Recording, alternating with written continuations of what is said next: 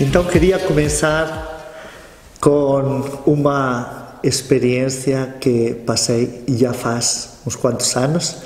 Eu ainda era recém-ordenado e era um 19 de março e fomos ali no centro que temos em Madrid, fomos fazer a celebração de São José.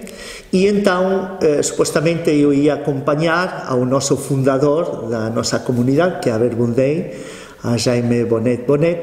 Eu iria acompanhá-lo nessa celebração. Sempre era assim, não é? Mas quando chegamos à sacristia, algo assim como esta, um bocadinho mais pequenina, ele me diz: Félix, preside tu, por favor. E então eu fiquei muito atrapalhado, né? Porque deixou-me muito inseguro. Estava ao lado do fundador, daquela pessoa que me educava nestas artes da pregação, era um grande pregador. Depois, o público que tínhamos eram todos os missionários, todas as missionárias, os casais. E eu não tinha visto nada da liturgia, nem as leituras, nada, estava realmente ausente. E então eu fiquei muito atrapalhado, senti-me muito inseguro, como digo, e senti muito envergonhado, não é? E então tenho um recurso, isso sim, tenho um recurso, e é dizer: vem Espírito Santo, enche os corações dos teus fiéis e acende neles o fogo de tu amor. Saímos todos decididos para ir para a celebração e não sei porquê leio a antífona de entrada. E a antífona de entrada dizia o seguinte: este é o servo fiel e prudente que o Senhor lhe confiou à sua família. E foi nesse momento, nesse início da Eucaristia, onde veio uma luz enorme dentro do meu coração. Somente com ouvir família já acendeu o meu coração missionário, não é? Porque nós, indubitavelmente, somos missionários porque Deus nos confiou uma missão. E não somente uma missão, nos confiou um patrimônio. E esse patrimônio é: tu serás pai de uma grande família. Por exemplo, como Abraão, que o tirou capa fora e diz: olha para as estrelas do céu, assim será a tua descendência. Olha as areias do mar, assim será a tua descendência. Como as estrelas do céu e como as areias da praia marina. E nós, os missionários, temos essa promessa feita. E eu, quando ouço família, ouço gerações, ouço a descendência, então aquilo foi para mim foi muito iluminador. E tivemos uma Eucaristia e eu partilhar toda esta alegria de sermos escolhidos por Deus. Pois reparem que São José, até naquela altura, também não é que fosse alguém da minha confiança. A partir daquele instante, São José passou a ser alguém não somente que me motivava, mas que era para mim uma referência. E vi nele um autêntico missionário. E gostaria de partilhar agora, neste momento, justamente isso. E pedir a São José que nos ajude a descobrir estas gerações que Deus nos tem concedido e que nos promete, essa fecundidade que Ele dá a todas as pessoas que Ele escolhe. E todos os que estamos aqui somos perfeitamente escolhidos. E o Papa Francisco, como sabem, escreveu esta carta de inauguração do ano de São José, Patris Corde, com coração de pai.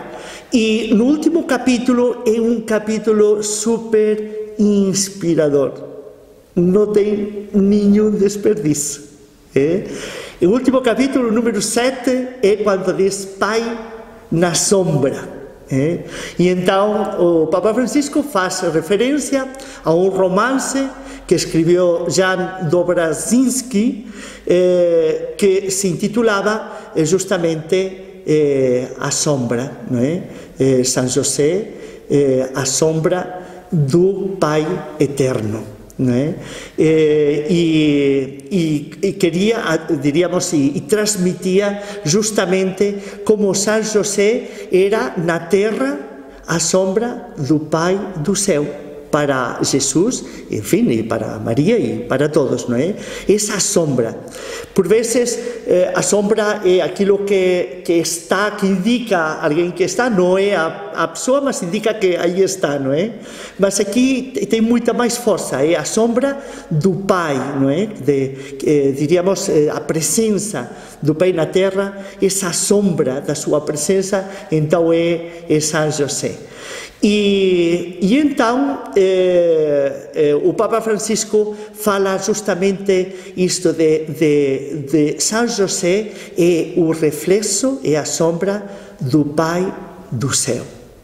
E fala muito da paternidade e por ende também da maternidade, sobretudo da paternidade, não é?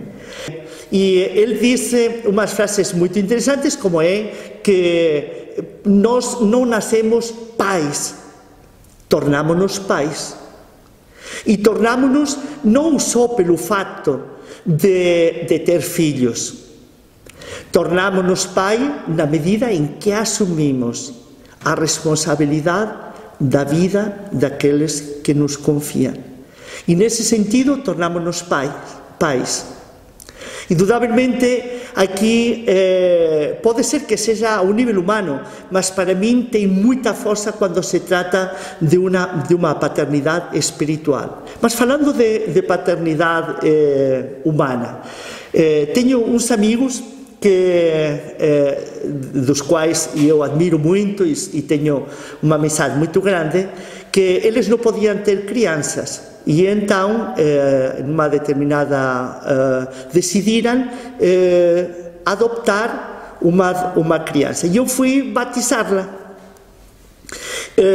Eles não satisfeitos com esta criança, quer dizer, satisfeitos estavam, mas eu acho que empolgados com esta experiência, decidem adotar outra criança, e eu também fui batizar aquela criança.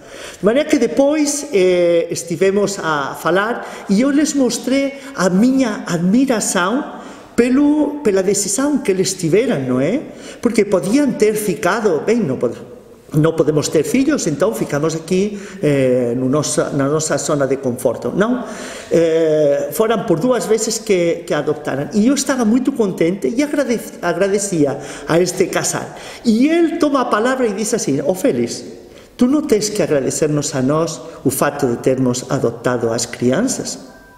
Pelo contrário, tens que agradecer a elas que nos deem a nós a capacidade de amadurecermos e crescermos como pais. Crescermos humanamente e como casal, tornando-nos pais. É a elas que tens que agradecer." Digo, vou esperar um bocadinho porque são pequeninos, não é? Mas quando forem grandes eu vou agradecer. Mas chamou-me muito a atenção, essa atenção. E eu colocava o acento, esse agradecimento naquela decisão livre e generosa deles. Eles, porém, mudaram a minha perspectiva para dizer: são eles que nos permitem ser pais e ser mães. E que nos dão a possibilidade de crescermos, de amadurecermos, de sermos mais ricos por dentro e como casal, não é? E é verdade que o mundo precisa de pais, e a sociedade muitas vezes se nota um pouco aquela orfandade, não é? Ainda esta manhã estive com pessoas que são educadoras e na creche, e diz: olha, que privilégio temos nós de dedicar-nos tanto tempo aos filhos que não são nossos. Algo que os próprios pais não têm tempo para se dedicar, não é? E sentimos um bocadinho essa orfandade. Então, se já falamos em termos espirituais, a orfandade já eleva o seu exponente até um índice muito grande.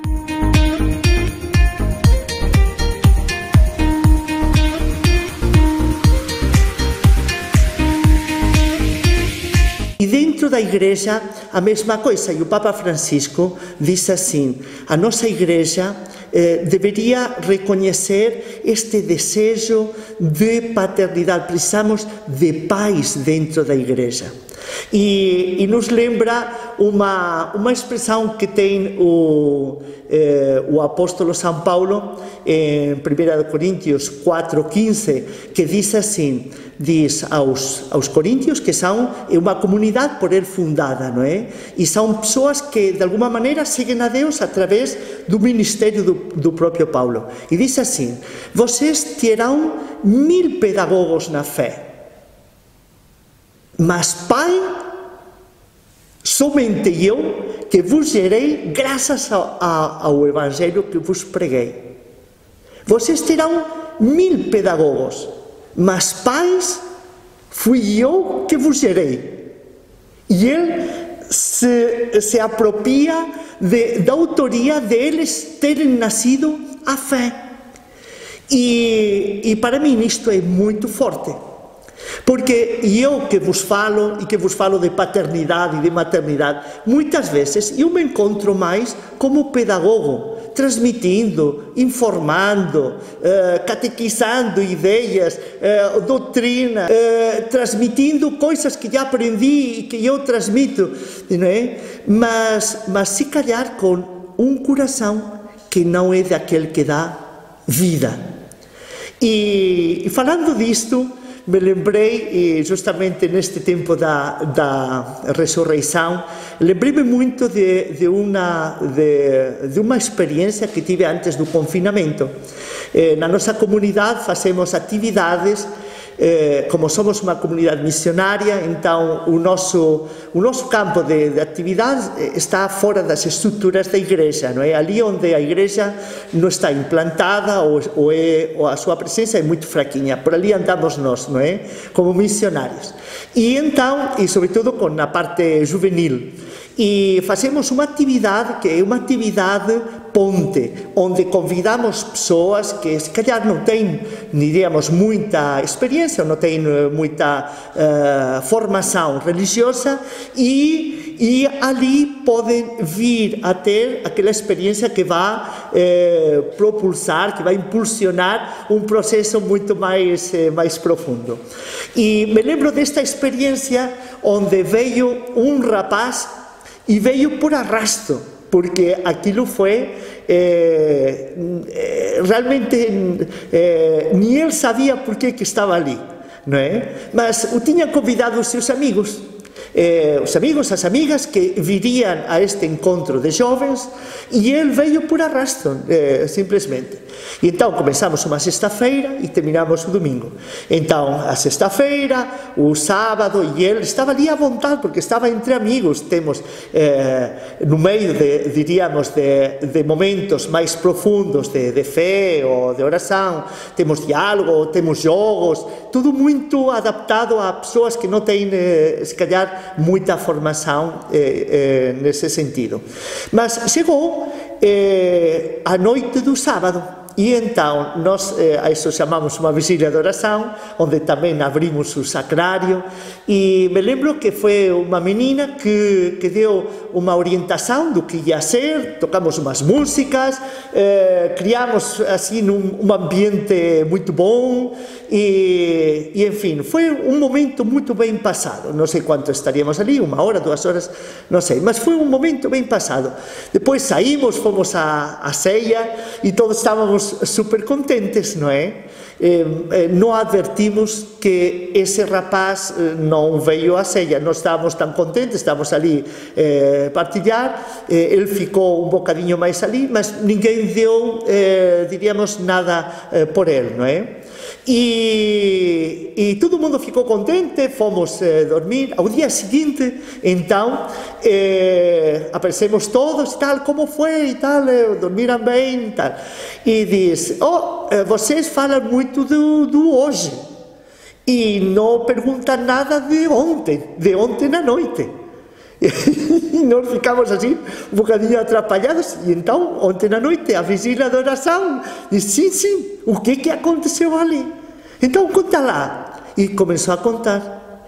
Diz, estávamos a cantar, e uma das frases daquela música entrou dentro de mim, parecia que estava alguém a dizer isso para mim, a cantar isso para mim. E eu fiquei emocionado e fiquei atrapalhado e digo, isto o que é? Ou seja, isto é uma sensação que nunca... E percebi como era o próprio Deus que estava a falar-me a mim, que me conhecia a mim, que estava a falar-me ao meu coração e que se tornava muito evidente diante dos meus olhos. E eu comecei, naquele momento, a sentir um calor dentro de mim, uma alegria. Eu não sabia, mas aquilo era um misto de querer rir, de querer saltar, mas vocês estavam todos ali caladinhos, mas eu não sei o que fazer, queria chorar, queria rir, eu não sabia o que fazer, mas nunca experimentei uma alegria como aquela que eu senti naquele momento. Claro, e eu, como estou habituado, não é, que nós fazemos as atividades justamente para isto, não é? O que aconteceu ali? Aconteceu a magia de um encontro de uma pessoa com Deus. Aquele jovem, depois, ao dia seguinte, dizia isto, disse, vocês... eu me apresentei e disse os anos que tenho, 21, 22, não sei, diz, mas sabem quê? Que eu poderia dizer-vos que tenho um dia de vida. Porque experimento que esta noite voltei a nascer. Digo, que alegria! Jesus está vivo e nos faz vivos por dentro. Quando São Paulo diz, sou eu que vos gerei. Vocês terão 1000 pedagogos, pessoas que vos ensinarão doutrinas, que vos explicarão tudo, informadores, terão tudo isto. Diz, mas pais fui eu. E eu sinto-me pai quando acontece isto. E sinto saudades, porque com isto da pandemia, agora não temos oportunidade de fazer este tipo de atividades, nem convidar a outros para fazer este tipo de experiências, e tenho saudades de sentir-me pai, porque é verdade que Deus renova cada dia a minha vocação. Sim, mas também digo-vos outra coisa, o que me faz permanecer nesta vocação é quando eu experimento que há pessoas que nascem à vida. Depois também me identifico com São Paulo, porque em outro local, em Gálatas 4:19, diz assim aos próprios Gálatas, agora já não aos Coríntios, agora é aos Gálatas, que diz assim, sofro dores de parto, hasta ver a Cristo formado com sua maturidade em vocês. E quem mais, quem menos, que se dedique a acompanhar as pessoas neste caminho de fé, sabe muito bem o que é sofrer parto, dores de parto. Porque não é fácil. Aquela pessoa que nasce, depois vem doenças por um lado, doenças por outro, se desanima, há que andar detrás. Mas quem é que pode andar detrás de? O Papa, nesse capítulo 7, fala muito dos bispos, fala muito dos padres, mas na Verbum Dei, os padres e os bispos têm o mesmo direito que qualquer leigo, porque todos somos chamados. E não, ou seja, há muita gente que gerar a vida para que sejam somente os bispos e os padres. Há muita gente que gerar, há muita vida que dar. E essa vocação de Deus se manifesta não só, essa fecundidade não somente a padres e a consagrados, se manifesta a Todos os leigos, todos somos capazes de ser fecundos, mas nessa paternidade, dessa maternidade que não somente uma paternidade e uma maternidade humana. Por isso eu pedia muito a São José, concede-nos a graça de sentirmos-nos pais. Não somente padres que oficiam Eucaristias, não somente professores ou quer que fosse. Ajuda-nos a sentir-nos pais, que sintamos as dores de parto como sente uma mulher quando tem que dar à luz, ou sentir aquelas dores de uma mãe para acompanhar o filho progressivamente no seu crescimento, não é? E uma coisa que me chamou muito a atenção foi agora a falar de São José, porque São José sentia esta vocação a uma paternidade, uma maternidade espiritual, de facto. Porque humanamente, indudablemente, estava ali humanamente, mas o seu componente espiritual era realmente infinitamente maior, não é? De maneira que, reparem que eu me sinto mais filho de São José que filho de Abraão.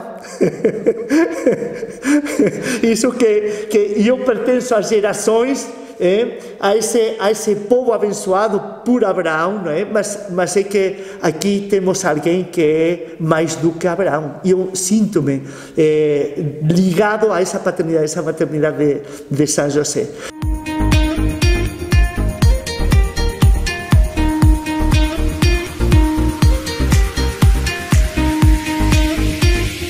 E uma coisa que me chama muito a atenção justamente nessa meditação, é observar a Jesus como ele também se sentia pai.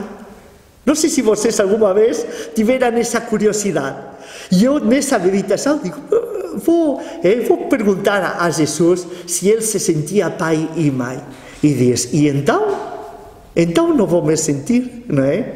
E está, diríamos, com certeza que esse sentimento e essa percepção de Jesus com respeito a todas as pessoas, os discípulos e aquelas pessoas que o seguiam, era muito grande. Mas vemos no Evangelho, sobretudo no Evangelho de João, como isso está refletido, não é? Por exemplo, quando fala, não vou dar-vos as referências para não cansar-vos, mas por exemplo, quando fala nas despedidas, quando fala a seus discípulos de filhinhos.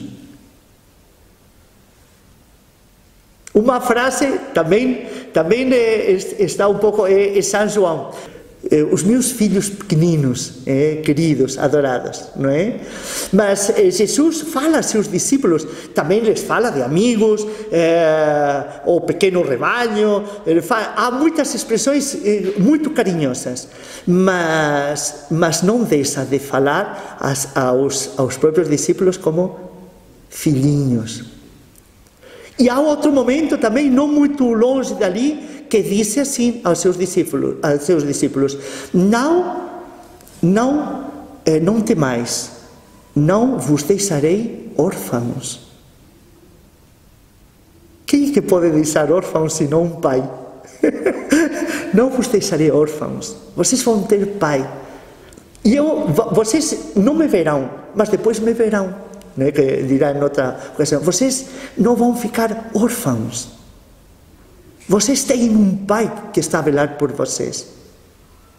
E em outra ocasião diz assim, o mesmo amor que me tem o pai para mim, é o mesmo amor que eu tenho para vocês. E ao Filipe que diz, mostra-nos ao pai. E diz Jesus, Filipe, tanto tempo contigo e ainda não me conheces? Quem me vê a mim, vê ao Pai. Porque todas as atitudes que eu tenho já não é a sombra do Pai Celeste que era São José.